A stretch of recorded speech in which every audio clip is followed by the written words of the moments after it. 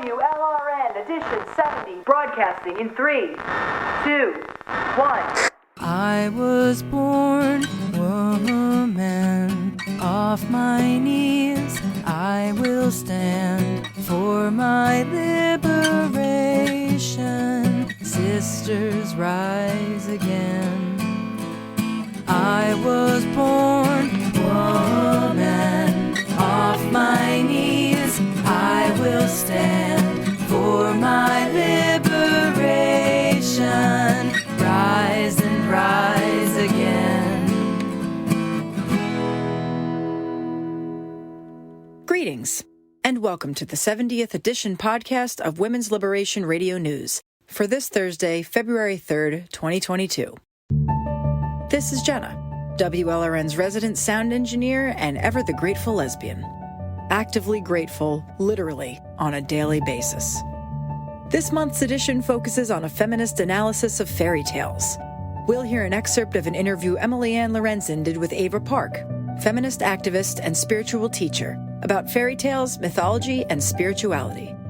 We'll also hear WLRN commentary from Thistle about the power of myths and fairy tales in our lives as we search for meaning, companionship, and fulfillment. The team at WLRN produces a monthly radio broadcast to break the sound barrier women are blocked by under the status quo rule of men. This blocking of women's discourse we see in all sectors of society, be they conservative, liberal, mainstream, progressive, or radical. The thread that runs through all of American politics, except for separatist feminism, is male dominance and entitlement in all spheres. To start off today's edition, here's Jennifer Bilek with her monthly report on the gender industry.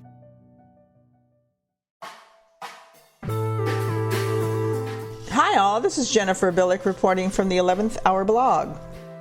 Things are changing fast at the gender industry front in the United States. Bans against the medicalization of children's healthy bodies are being initiated in 17 states. Arkansas has won this fight, at least for now. Though John Stryker, heir to Stryker Medical Fortune and founder of the largest LGBT NGO in the world, has funded the ACLU $15 million to upend the win in Arkansas. We must be making him anxious. At least one class action suit against giving puberty blockers to children is being initiated. People are becoming more and more frustrated with the gender industry narrative, if social media is any indicator.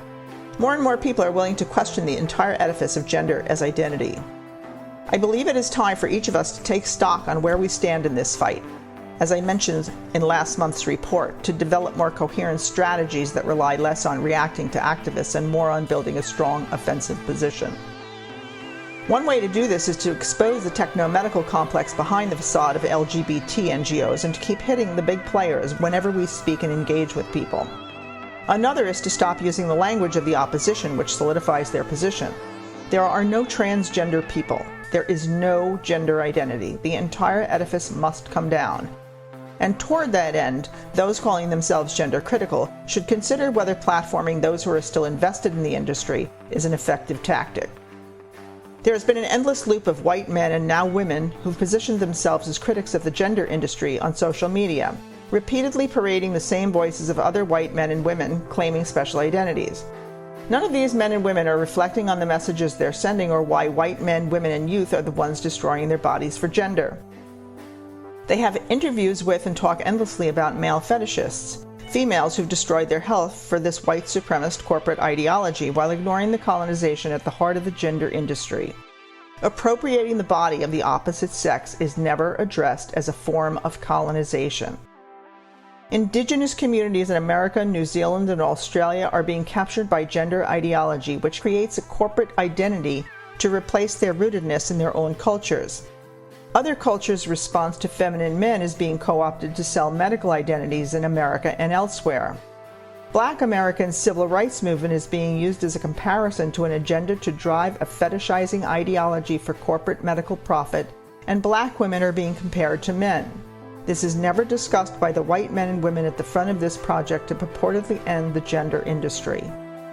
Karen Davis, a black woman with a relatively new YouTube channel, you're kidding, right?, has come to the fore of this project to dismantle the gender industry and is going full force opposition to the incredulous inconsistencies going on by people who call themselves gender critical, who refuse to address the corporate colonization that is at the heart of the gender industry.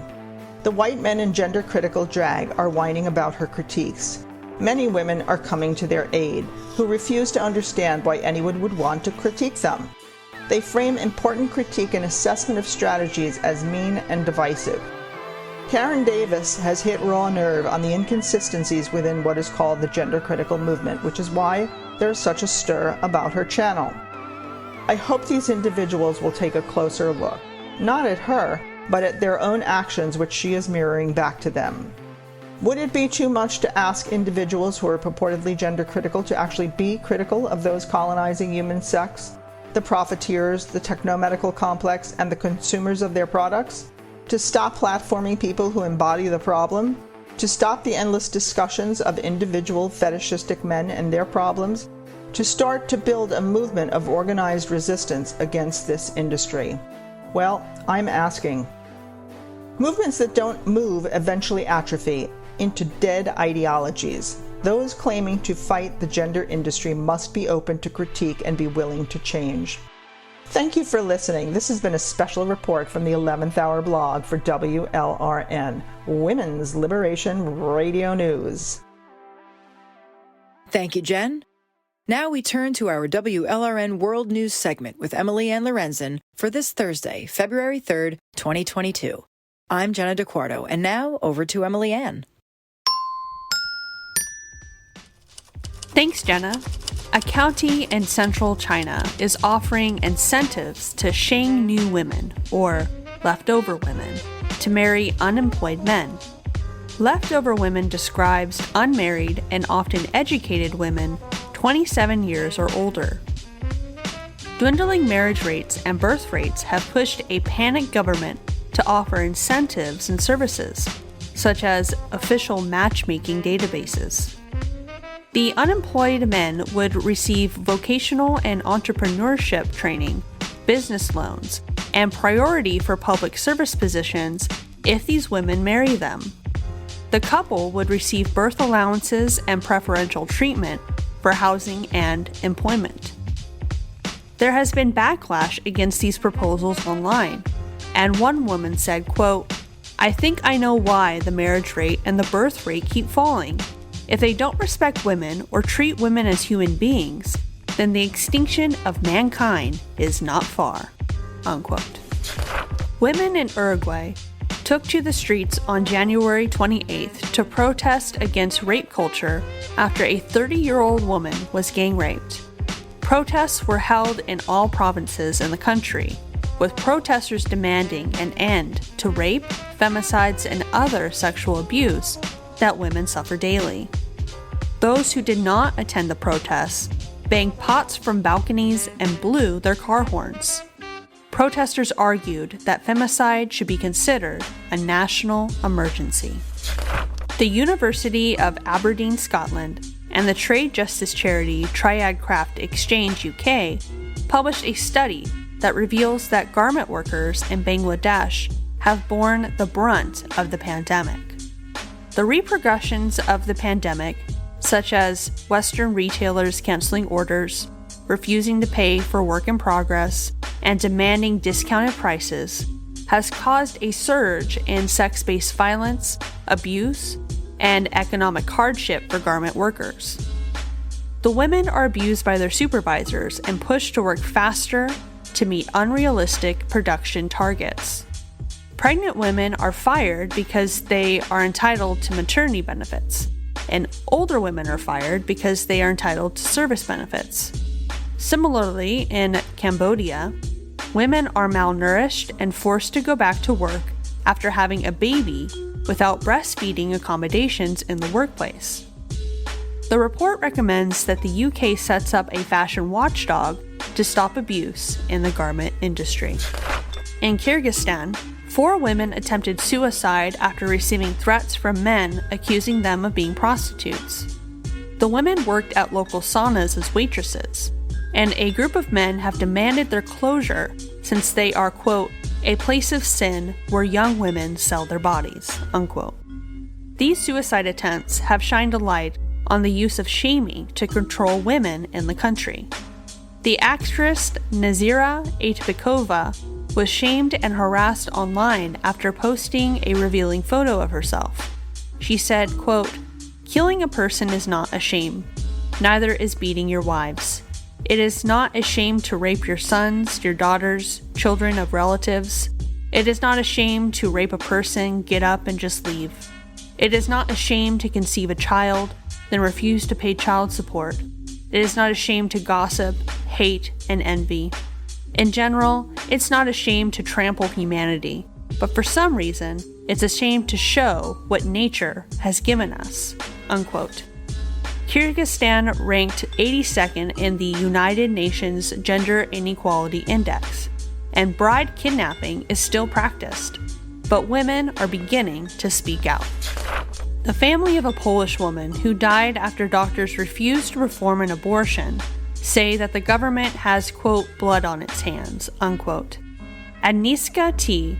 was in the first trimester of pregnancy with twins when she was admitted to the hospital for pain. One of the fetuses died on December 23rd, but the doctors refused to remove it due to Poland's restrictive abortion laws. The family says, quote, "Her state quickly deteriorated," unquote, after the fetus's death. The hospital did not perform an abortion until the heartbeat of the other twins stopped a week later, and waited another 2 days to terminate the pregnancy on December 31st. The woman died on January 25th, and the family believes she died due to septic shock. The hospital did not identify her cause of death in a statement.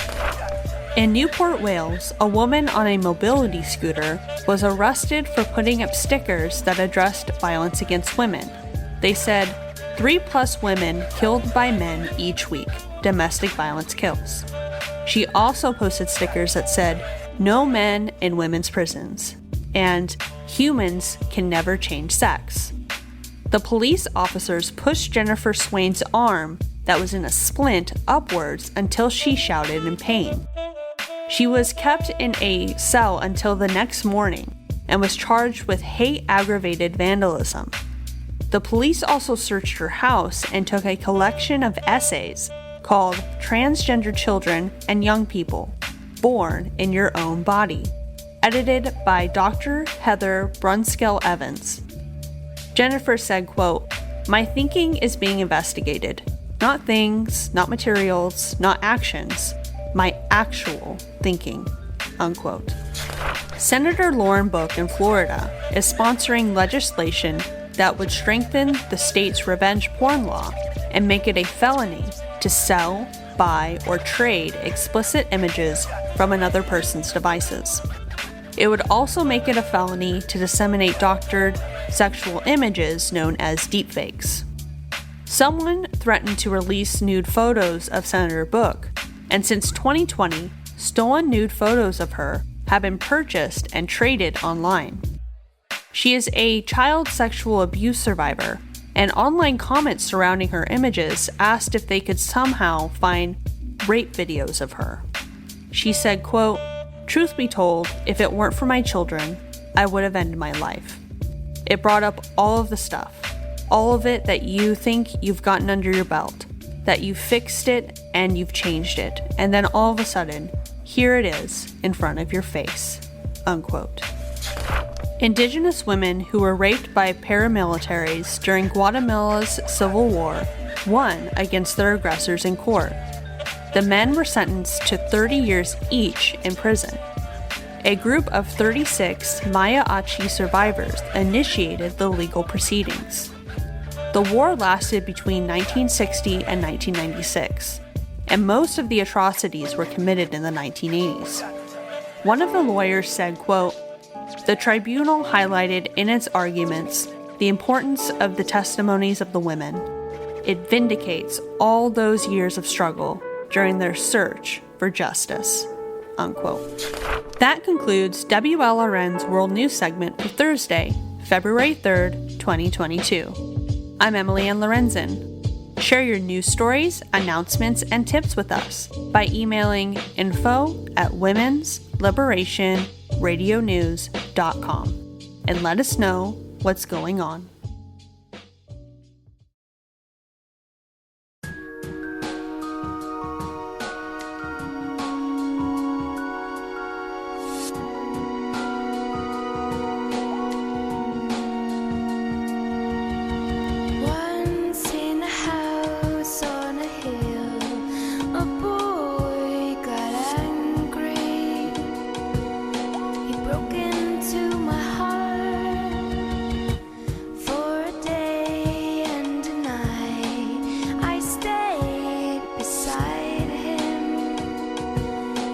until I had no home.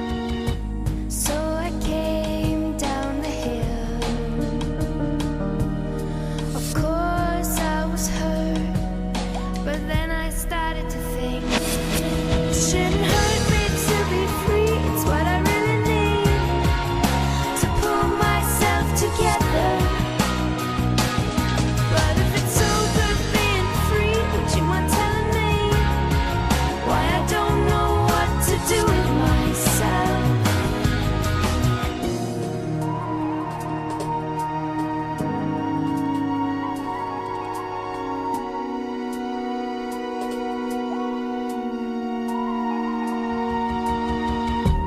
There's a bar by the dock where I found myself drinking with this man.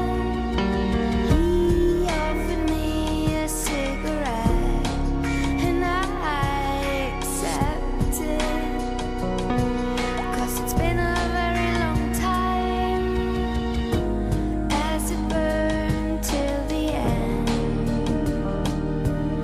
I thought of the boy no one could ever forget. It shouldn't hurt me to be free. It's what I really need to pull myself together. But if it's so good being free, would you mind telling me why I don't know what to do with myself? That was Emilianna Torrini with her song To Be Free. Next up, we'll hear excerpts of an interview Emiliann did with Ava Park about the original fairy tales that celebrated women's power and how patriarchy has destroyed and retold these stories for its own benefit. This has always been so up until just recently. Patriarchy is really a Johnny-come-lately to the scene of humanity. And yet the patriarchal mindset has done a fantastic job. You got to give them credit. My hat's off to them for doing a fantastic job of erasing what actually happened for thousands and thousands of years and retelling the mythology and the fairy tales, retelling the story to make woman the victim, woman the evil one, woman the crazy one who must be controlled by men. And you look at all our fairy tales, the queen is evil and women are bad. The stepsisters and Cinderella are mean. All these fairy tales serve to train young girls and boys about what woman is. And what she is not good for her. How she is cast in these fairy tales and mythologies it only serves the domination of woman by men. And men are not served by this domination either. Men are decidedly unhappy in a patriarchy. They may have the external superficial power, but they are not joyful. They are not living joyfully and happily. Hardly any of them. But in matriarchies, they do live joyfully and happily in a woman-centered, woman-honoring culture. And so when men find out that the horrific burden that is placed on them in a patriarchy, where they too are oppressed in various ways by certain structures that do not serve them, when they find out that there's a different way to live, we know that matriarchy is not the reverse of patriarchy. We know that matriarchal cultures are egalitarian. The great Heidi Gettner Abendroth has written books on this, Societies of Peace and others, explaining how matriarchal structures are egalitarian societies where it's woman-centered and woman-honoring, taking care of mothers and children, because children are obviously the future. But the men are absolutely working together with the women to make life beautiful. and the Council of Grandmothers, these sorts of things. This is the natural way to live. When women start finding this out, then we will release this struggle idea that we have, this idea that we have to fight. And I understand. I'm a longtime feminist, and I understand that it feels like a fight every day. When I drive by on my way to somewhere I go frequently, I have to drive by a Hooters. And I'm just in sacred rage driving by the Hooters by the freeway when I think of what that is teaching young girls and young women. So I understand the fight aspect of it, but I also understand that energetically, psychologically, you can never win what is a fight if you think of yourself as a victim, or even if you think of the other as a powerful enemy to be fought. You have already lost. If you are in that mindset, it does not give you strength. We women must come from the mindset that we are the ancient queen, the rightful, natural spiritual authority, and everything is a spiritual matter, because spirituality to us is not the Bible or some codified set of texts. Spirituality to women's spirituality is just your relationship with all that is. And what is that like? What does that mean? What kind of relationship do you want to have with life, with nature, with other people, with children, with animals? So we must not see ourselves anymore as victims of patriarchy. And I'm not saying that we are not. I'm saying we must not any longer carry that label for ourselves, because the first step of power is to see yourself as a powerful being and work your magic, your psychological magic, your way of relating to people. When you walk in the world like a powerful being that is creating her own reality around her to a great extent. We live in a co-created reality, so other things do affect us, no doubt. But when you start walking that way in the world, a lot of things begin to shift for you as an individual. And this is why I work on the Queen teachings, to help women overcome the brainwashing that the Queen is evil. In every fairy tale, we are taught that the Queen is evil, every single one. And by the way, the evil stepmother is a version of the Queen, because the stepmother is also a queen figure. So you have maiden, the 4 phases of woman: maiden, mother, queen, and wise woman.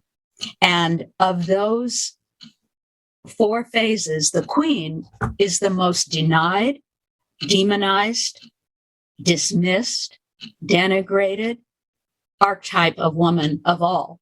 Because when the queen steps forward in a woman, when she starts behaving as a queen, and I can get to what that means in a moment, then patriarchy starts to melt.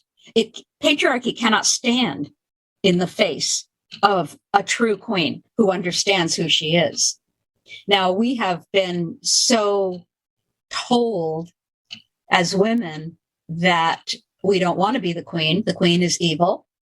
Remember in high school, the worst thing in the world was for another girl or set of girls to say, "Who do you think you are?" Well, do you remember that? I mean, the judgment of other girls. Yeah. I do. Mm-hmm. And it's like, don't be too big for your britches. Don't have self-esteem, basically. Obviously, none of us should be behaving badly towards others, but to walk in the world with confidence and self-esteem, who do you think you are? Well, if young women were taught that they were queen, then a lot would shift. First of all, they would no longer be the queen. One of the aspects, the queen has many powerful qualities, but one of them is that she has a vision for her life and a knowing of who she is.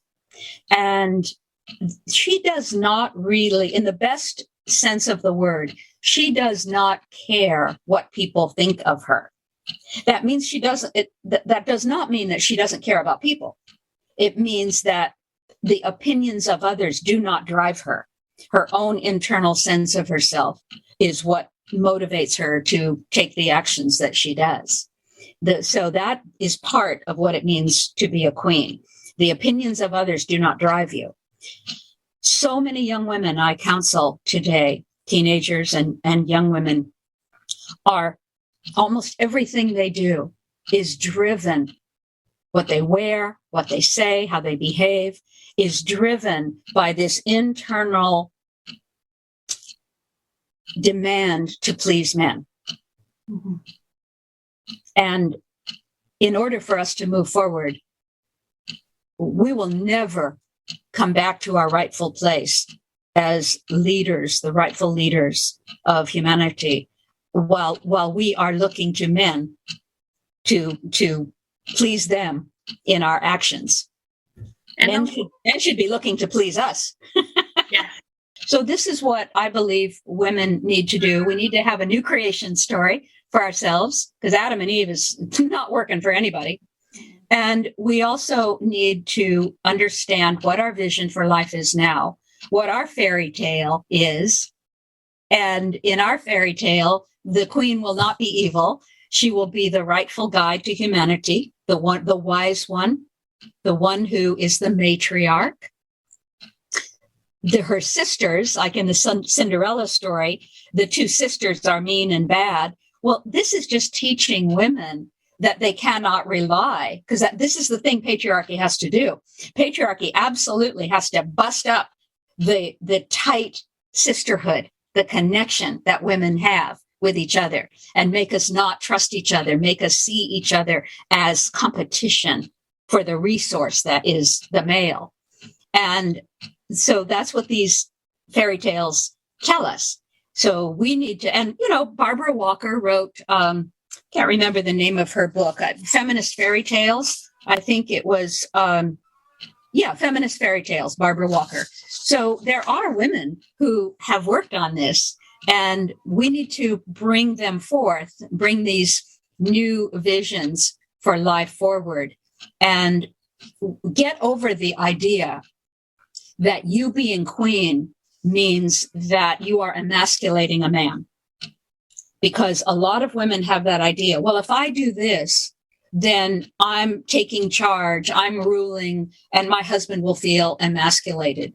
No, we teach in the Queen Teachings how to do this in a way where the man absolutely maintains his own sense of integrity and power. And that's important.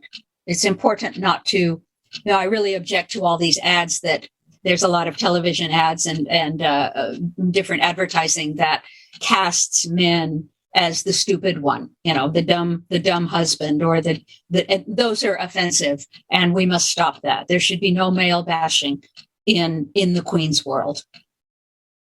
To see the old woman, even the phrase old woman is kind of an insult. Yeah. And why? Why should it be? Young woman is not an insult. Why should old woman? When I'm 85 or 95, I will be an old woman. And there is no insult in that. But the erasure of the elder woman, elder is maybe a more palatable term for many people. The erasure of the elder woman from our society is one of the great invisible crimes. And you see it in the retelling of the fairy story of Cinderella. First of all, her mother's mean, her two stepsisters are mean. And the only good one, the only helpful one is the fairy godmother, the old woman who comes to help her. And now we have erased that in this latest Disney retelling of Cinderella, we have erased one of the very few wonderful old woman icons that we have, and we have replaced her with a male. And I read the promotional material for this so-called feminist retelling. It's not feminist at all. It's just utter bullshit. And it said that the fairy godmother had been recast in the non-binary role of, Billy Porter. And I thought, well, if it's non-binary, then why the hell did they call it a fairy godmother? I mean, come on, that's, talking out of both sides of your mouth, as my friend Vajra said. So what they have done is they have, what we've seen recently, what you've seen is the trying to convince us all, men and women, that men are better women than women. And now here you see it again in Cinderella. It's a fairy godmother, but no, the fabulous G. It was more fabulous than that dumpy old woman fairy godmother. And he just happens to have a penis. So he is a better fairy godmother, fairy god female. He's a better woman than the actual woman herself. And you see this constantly now. You saw it with Caitlyn Jenner winning the Woman of the Year award on Glamour magazine. Oh my goddess. So he is now a better woman. He gets the prize for best woman of the year instead of an actual woman. And you see it in all of the sports crap that's going on, that these men who are competing with their bigger muscles, with their larger lung capacity, with their strength, they're competing against actual women and calling themselves women. They're better women now than women themselves. Women with penises are better women than women with vaginas. I just bullshit on all of that. Oh my goddess. No. The queen in every woman who sees this must stand up and say, absolutely not. And fortunately, aren't we now starting to see women standing up against this? I'm seeing it more and more. Are you? Yeah, I am seeing it more and more. I think more of the quote unquote average women who are seeing this happen, who haven't been in this conversation at all, and then they're learning about, what's his name, Leah Thomas with the Penn swimming. It's just like, what? I know that's the reaction that the average woman has. It's like, what? How can this be happening? And it's so sad to me. And I'm on a mission to change this. It's so sad to me that some of my heroes are taken in by this so far. One of my favorite comedians is Stephen Colbert. I watch him faithfully. And so far, he is completely taken in by the whole trans cult, the whole movement. And as I must point out that my friend and colleague Vajra Ma has convinced me to not use the word trans anymore. It's not transhumanism. It's not trans woman or trans man. It's dehumanism, because there is no going beyond. You cannot transcend your physical body. Yeah. There is no such thing. And I think Jennifer Bilek pointed that out in something recently. There is no trans woman, trans man. These are fake gaslighting terms that discuss that label something that doesn't actually exist. And that's the definition of gaslighting, is to get us to believe something that doesn't exist. So no, they're men. Yeah. People with penises are men, and we must just call them men in the face of, and I know it's hard. I was deplatformed from the Glastonbury Goddess Conference this past summer because of my stance on this so-called trans cult, and they were, oh, we're inclusive for all. We must honor these people and their, terrible thing they go through in society. What? So you throw women completely under the bus, and what I was speaking on was not even related to trans theory and the trans cult. I was speaking on the queen archetype. I was never going to mention the trans issue, but because a couple of activists, trans activists, called and complained, I got eliminated. I've been attending the Glastonbury Goddess Conference as a speaker for many years now, and I enjoy going. And it's a wonderful event. And now the new people in charge of it have decided that men are more important than women. So I got cut. And many of my friends and colleagues, Ruth Barrett and others, have been similarly deplatformed. We all know all the deplatforming that's going on right now. So speaking up can affect your livelihood, can get you fired, can get you canceled. And each woman has to make her own decision, because we all have to pay the rent and we all have to put food on the table and we all have to take care of our kids and whatever your life is. At the same time, somehow we have to find ways to stand up as queens and continue to hold the vision with boundaries. I'm not saying it's easy, but it's necessary. And thank the goddess for the many, many women who have inspired me, many of them on your show, who have done that work bravely. Thank you to them. Yes, absolutely. Yeah, it makes us stronger. With every woman who speaks up, it makes the collective just that much stronger. Right. And one thing I want to point out about Cinderella is I wanted to review a little bit classic fairy tales. Oh, yeah. So I mainly just looked at Charles Perrault and the Grimm brothers. Those are the two that we're most familiar with. But even in those stories, which is dripping with patriarchy, the fairy godmother in the Grimm version is good and helps Cinderella. And in the Charles Perrault one, Charles Perrault, it's actually a fairy godmother who helps her escape her father who wants to marry her. And then in the Grimm one, it's actually her mother spirit who is buried under a tree who helps her escape her stepsisters. So even in those patriarchal stories, those are still, they're good. Yes, and I think the beauty and the understanding of the old woman as beautiful and wise and whole does leak through. Unfortunately, you can find many more examples where she is demonized. In Hansel and Gretel, the old woman is evil.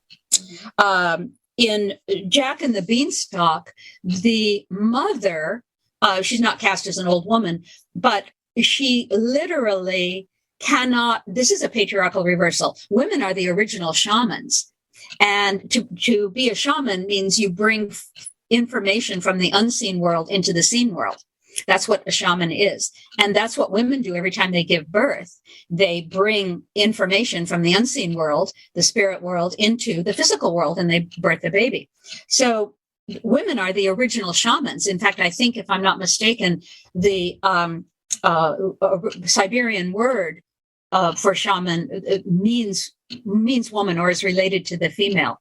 So that's acknowledged. And so woman is the original magician, and yet men are constantly cast, Gandalf in Lord of the Rings, men are constantly cast as the magician. And in Jack and the Beanstalk, the mother is so ignorant that she cannot see that the beans are magic, and so she throws them away.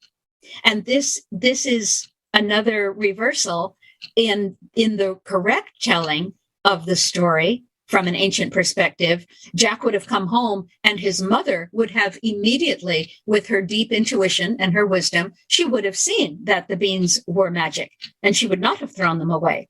But no, she's an idiot. So she just throws these beans away as if they're nothing. And all of these subtleties in these fairy stories, yes, you're absolutely right. There's a few where something comes through of the original goodness, but most of them, the queen is evil. I mean, think of all the evil queens. In Sleeping Beauty, the old woman, the witch, is evil. And also in Sleeping Beauty, my other favorite thing that I hate about that is she needs a man to wake up. She's nothing. She's just unconscious until a man comes along and helps her out. You know, it's like, oh my gosh, what a terrible, terrible story to tell. And in many of these stories, in some of them, animals are friendly, but in many of them, they're not. In many of them, the wolf in Little Red Riding Hood, in Pinocchio, there's Jiminy Cricket, but then there's a whole bunch of animals that are not helpful. So these fairy stories have to be deconstructed, and we have to see. I would not just read a book of fairy stories to my children. I would read the classic, feminist fairy tales. I would read Barbara Walker's feminist fairy tales. I would read Rebecca Giannup's 12 fairy tales for young feminists. I would sit with my little girl and I would show her exactly how the world is trying to condition her, and let her find her queen inside that sees all that with clarity. The powers of the queen: clarity, vision, boundaries, leadership. I would have her find that in herself and grow up to be different and not affected by those things. This is Joe Brew, and you are listening to WLRN.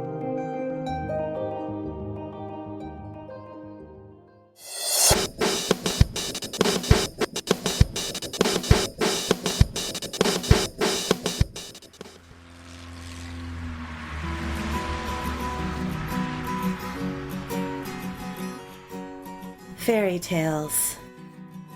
A term that makes me think of the myths, stories, and poems I've told myself and were told to me all my life.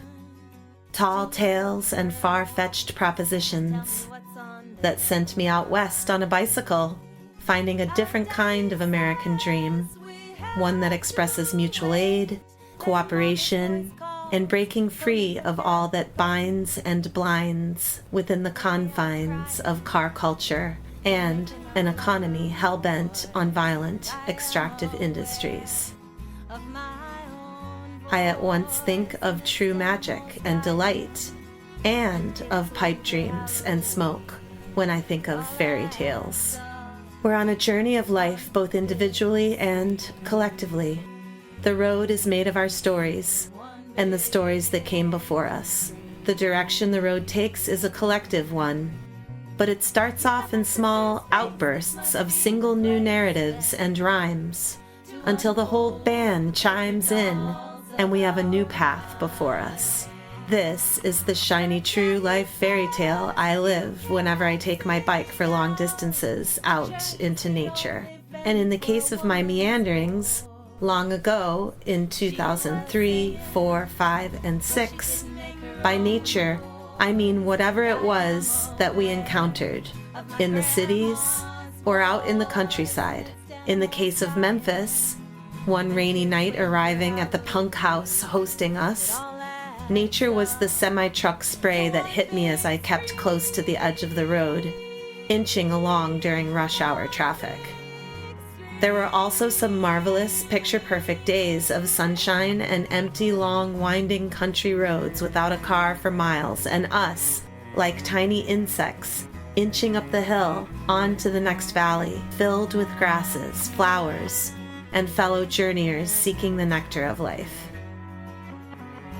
On those days, at age 30-something, I felt complete and like a full human being with a strong heart and goodwill towards all. There was the exuberance and just sheer joy and pleasure of being on Earth, in such a beautiful place filled with the natural wonders of birds, bees, trees, and butterflies. And my Prince Charming was with me, who doted upon me and did the bike mechanics, so I did not have to worry about being completely stranded.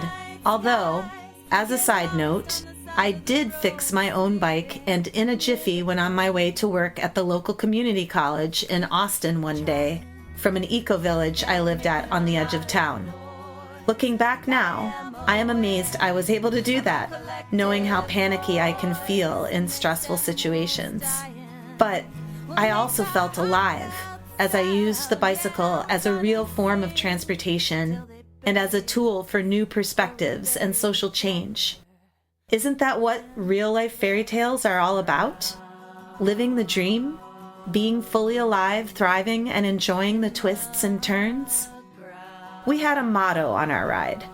Lily, low-impact luxury living, which we turned into dinners on the side of the road of fresh local produce, foraged wild foods, beans, rice, and the company of a warm body in a warm nest as we bed down each night, using our legs to get across the country. No hitchhiking, no train hopping, no getting into cars the whole way. Rather, we became one with the land and the road. I trusted the universe to hold me up, and she did, many times as I journeyed by bicycle for 3 years, from September 11th, 2003 to December 2006. This lifestyle was documented in the song you are hearing in the background now called Austin, that I wrote while we lived there on the edge of town in an eco-village. On the land, getting our souls free. Our souls.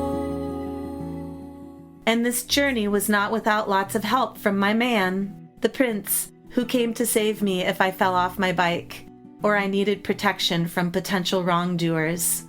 I do recognize the partnership aspect of what we did together, but I also see the dark side of the prince in shining armor myth, as expressed in the songs I write about my experiences on the road on these bicycle journeys. The prince is at once a protector who aids the princess in her travels, but he also can get in the way of her fullest self-actualization and may end up demanding more from her than she is willing to give. But enough about princes and princesses. The real star of this tale is the bicycle. The bicycle, the bicycle. It's at once a tool and a mobile home. It has the potential to make us more fully alive, especially when you are in it together in a mobile village. I will always hold up the bicycle as a unique tool of women's liberation. Getting back to years ago now, we found many others like us, eco-primitivists, in a village called the Rhizome Collective, camped out in an old warehouse space down in Austin, Texas. We continued our journeying with others in mobile villages as we explored the land and the culture at the Kerrville Folk Festival and at peace and justice rallies in different parts of Texas. We were living a fairy tale with its dark, challenging moments and moments of magic and pure delight. It made me wonder what humanity as a whole could bring into being if we listened harder and spoke louder. So let me speak more of the challenging aspects of living a life of resisting car culture and promoting bicycle nomadic life. Was I harmed by all those years of riding? Well, yes. Car culture, patriarchy, enslavement, and torture exist, and so you inevitably encounter things as you ride that are horrific. I remember one day riding with the Cycles of Uprising disaster relief tour after Hurricane Katrina to New Orleans, seeing body after bloated, smashed, or splattered body on the side of the road. I had to stop and throw up. There was so much roadkill. That 6-week group ride was intense and happened in 2006, towards the end of my career as a nomadic journeyer in such free and bold ways. We were in a bike tribe of 6, to which the song Animal Dreams is the soundtrack, depicting the fairy tale and also all of the animals suffering tortured deaths on the same side of the road we were biking on and sleeping on. When I did my first long-distance bike ride, it was indeed a picture-perfect fairy tale, which made me into a true believer, which in turn propelled me to plan my life around taking off like a bird, going south for the winter, adapting to the land and whatever it is that we encountered on our gas fast. A gas fast is when you fast from using gas for your transportation for a period of time to allow a physical and mental transformation to take place that empowers you to feel good and safe on the land, moving at a slower pace than airplanes, cars, buses, or trains. I learned this and wanted to share it with others, so I set out on a journey that became multiple journeys within one, the one that now brings me here before you today. And what of now, you ask? In 2022, I live in my nest in a city that has deeply troubling and mixed feelings about me, and I about it. There are women coming through the doors of my apartment regularly, providing me with company, spirit, and new perspectives. So I feel good and free up here, perched in the trees in my little third-floor nest, with both my internet community and my real-life community. Some of my immediate neighbors are great people, civically minded, and they participate in our immediate physical surroundings in lots of different ways, as you would expect in an urban neighborhood. Like a fairy, I have zipped around the complex, coaxing and organizing neighbors to collectively plant a garden behind our dumpsters at the edge of the parking lot. A familiar place aesthetically that I have made into a home-like perch on many previous bicycle journeys. Though in this new reality I live in my hometown after years of bicycle journeys to far-off distant lands, I must say that the social twists and turns have taken me aback and also kept me here, wishing to build real community and to get to know my surroundings in one location through time. Why would I nest in one place after all those years of building a nest each night on the side of the road? Well, I nest in one place because I am older and I don't want to be out and vulnerable to the unknowns of the road. And because I crave a stable, steady community that works together to be in and to improve a neighborhood. This is where I am. It's here. And it brings me to this next fairy tale that often has felt like a nightmare in these last few years. Lots of fairy tales have a witch who is hated and feared. And I am afraid to say that the current fairy tale of my life includes me as the Wicked Witch, who refuses to obey the gender decree of the land. This, in turn, has caused goons in my city to come and vandalize the community garden space where I live. They did this twice last summer with the slogan, "Trans Lives Matter," scrawled in baby blue and light pink chalk on 6 different garden boxes. Can you believe that? What triggered their disregard for a community space, you may ask? Well, it was that little old me was being cited with a hate crime felony charge for allegedly placing a feminist sticker on a media box on State Street. State Street is a place where people have expressed their political opinions ever since I can remember, and I was moved here in the 1980s as a child. And I know that during the Vietnam War era, that State Street was also a place where people expressed their political opinions, had rallies, protests. So this is the fairy tale of the moment, and it is the darkest one I have lived yet. In fact, it often feels more like a horror story.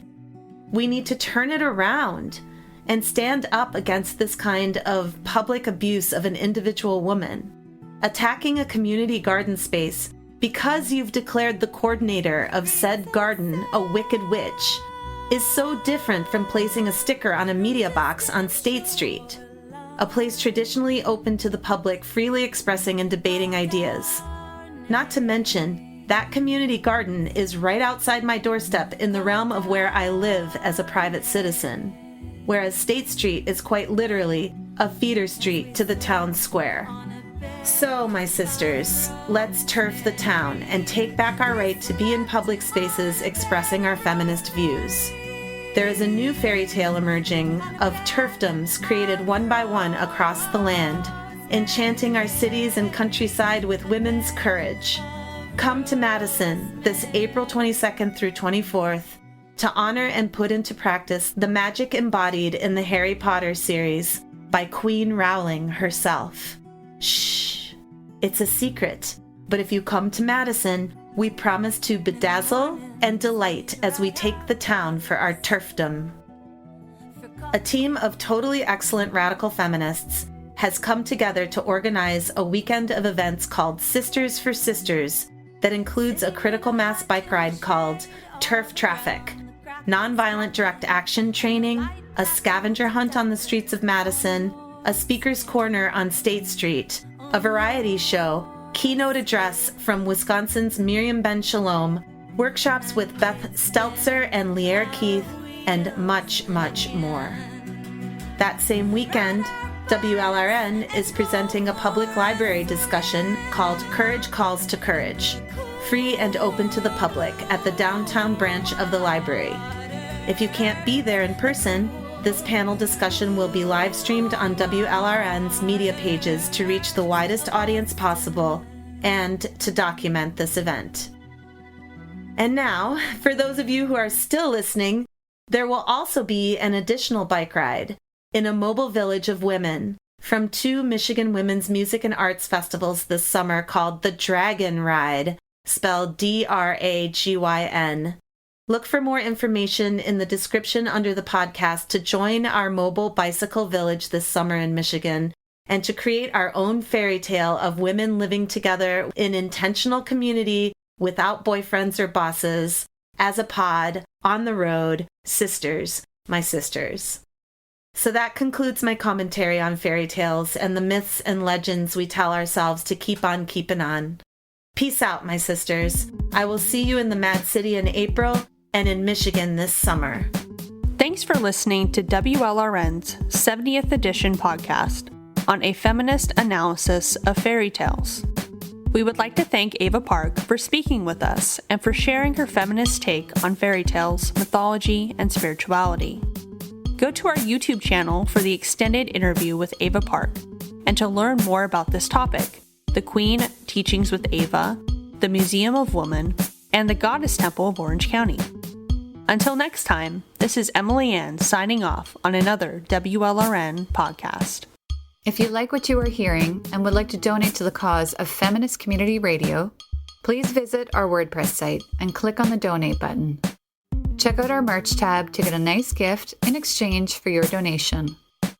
And if you are interested in joining our team, we are always looking for new volunteers to conduct interviews, write blog posts, post to our Facebook and other social media pages, and do other tasks to keep us moving forward as a collective of media activist women. Thanks for listening. This is April No, signing off for now. And I am Thistle. Thanks for tuning in.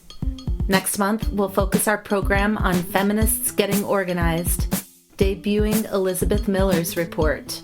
Our handcrafted podcasts always come out the first Thursday of the month, so look for it on Thursday, March 3rd, 2022. If you'd like to receive our newsletter that notifies you when each podcast, music show, and interview are released, please sign up for our newsletter on the WLRN website, womensliberationradionews.com. Stay strong in the struggle, and thank you for listening.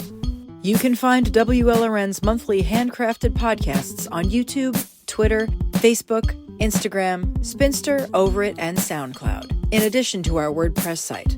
Our monthly podcasts drop the first Thursday of the month and are always crafted with tender loving care and in solidarity with women worldwide. Thanks for your support. If you enjoy women's liberation radio news, share it with your sisters far and wide. This is Jenna DiQuarto, over and out. But how will we find our way out of this? What is the antidote for the patriarchal kiss? How will we find what needs to be shown? And then after that, where is home? Tell me, where is my home?